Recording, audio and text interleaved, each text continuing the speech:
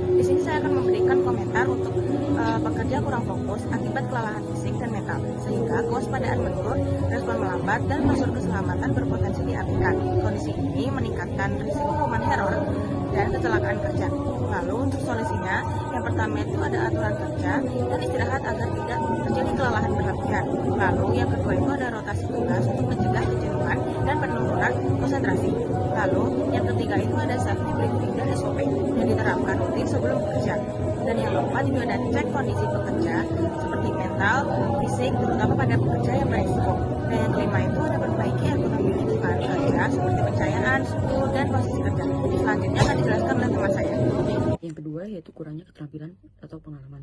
Berdasarkan video, terlihat para pekerja memindahkan mesin molen secara manual dengan cara diangkat bersama-sama, menggunakan balok kayu di area kerja yang tidak rata dan licin.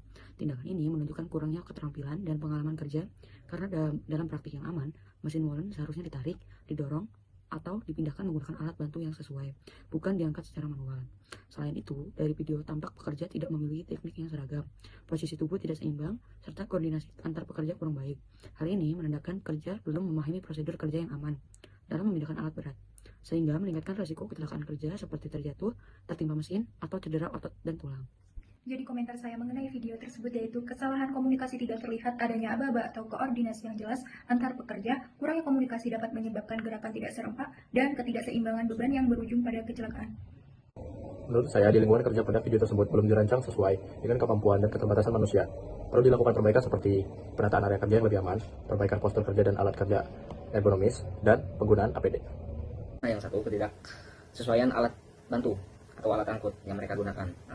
Mesin pengaduk semen ini atau molen dirancang itu untuk dipindahkan menggunakan rodanya sendiri atau menggunakan alat bantu yang ditarik oleh kendaraan, bukan dipikul secara manual oleh belasan orang.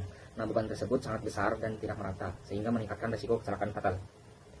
Peralatan bantu yang tidak layak yang mereka gunakan atau menggunakan kayu seadanya sebagai tiang pikul. Kayu itu memiliki batas beban patah yang sulit diprediksi secara kasat mata, dan dalam video tersebut lihat kayu itu tidak kuat dan patah atau merosot.